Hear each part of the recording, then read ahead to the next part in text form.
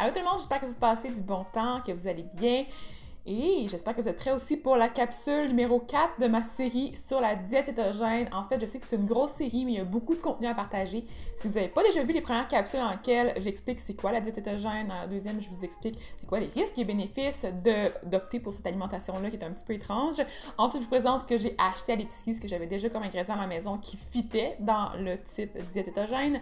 Et ensuite, aujourd'hui, c'est la capsule dans laquelle je vous présente un petit peu les idées de meal prep que j'ai faites en lien avec cette diète-là. Donc, des petites recettes que j'ai préparées pour pouvoir avoir des trucs faciles à utiliser pour pouvoir réussir à toffer pendant ma semaine de défi, parce que je vais éventuellement dans la prochaine capsule vous montrer le défi d'une semaine, en tout cas un minimum de diète cétogène pour vraiment pouvoir la tester, pouvoir vraiment savoir au niveau de mon corps comment je me sens, puis pour vous partager ça pour que vous n'ayez pas à vivre la même situation que moi, parce que je sens que ça va être horrible. Donc aujourd'hui, c'est officiellement la première journée que je vais tester la diète cétogène. Et ce qui est cool, c'est que mon chum a aussi accepté de participer au défi, donc il va y avoir deux capsules, une dans laquelle je vais vous montrer moi ce que j'ai mangé dans ma semaine de défi, et la deuxième dans laquelle je vais vous montrer quelques trucs que mon chum a mangé, sûrement pas toutes parce que c'est pas évident de le suivre partout, mais quand même, je vais vous montrer un peu son feedback à lui, et il a accepté aussi de faire la dernière capsule dans laquelle je vais vous partager un espèce de petit wrap-up de comment on a vécu ça, et il va être avec moi, là. Ça va être quand même cool. En tout cas, c'est ça qu'il dit.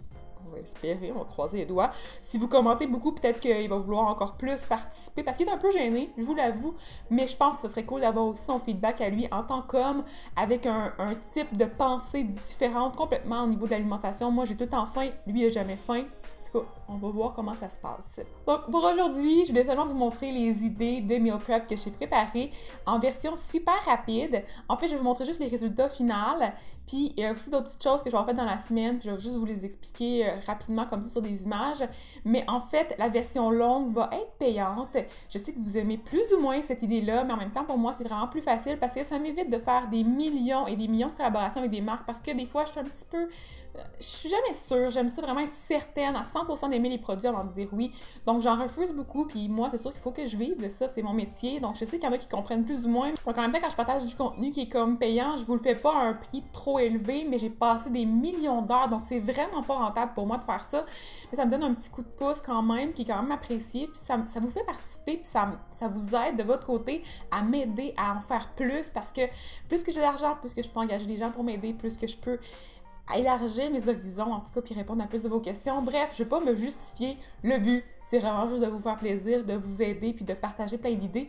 Donc, les idées vont venir dans les prochains clips, et j'espère que vous allez aimer ça. Puis pour pouvoir aller voir la version avec les recettes complètes, bien sûr, je vous encourage pas à faire la diète cétogène, là, mais je veux quand même pouvoir vous donner des idées de recettes. Bref, le lien va être dans la barre d'infos pour pouvoir acheter ça, et le processus pour l'achat va être expliqué aussi en bas.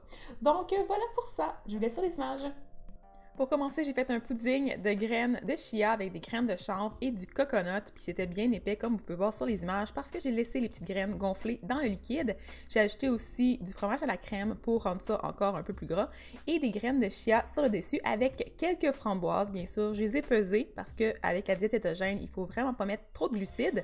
Donc ça a l'air de ça. Au final, c'est une petite portion.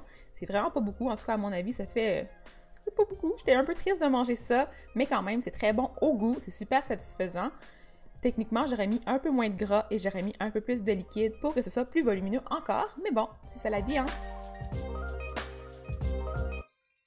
Ensuite, la deuxième recette, c'était les tranches de pain cétogène, bien sûr, avec des œufs. Donc, il y avait, je pense, à peu près 6 œufs dans la préparation et j'utilisais une espèce de meringue pour faire gonfler le pain et beaucoup de farine d'amande, beaucoup de farine aussi, de graines de lin moulu, en fait.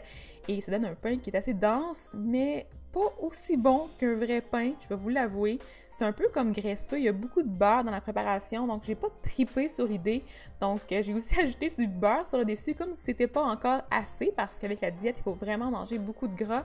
Et avec cette recette-là, on avait quand même quelques grammes de glucides, donc je voulais ajouter un petit peu plus de gras pour compléter et arriver à un pourcentage qui était plus riche en matière grasse. Mais je vais quand même vous laisser la recette sur le blog pour que vous puissiez tester si ça vous intéresse.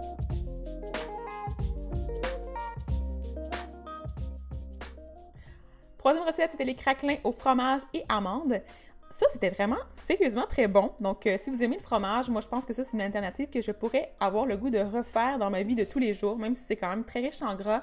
C'est vraiment super soutenant. Ça contient de la farine d'amande, bien sûr, parce que c'est à base d'amande, mais aussi du fromage feta, du fromage cheddar. Donc, j'ai mis un peu les fromages que j'avais dans mon frigo. Vous auriez pu prendre du suisse, de l'emmental, n'importe quel fromage que vous avez le goût de prendre.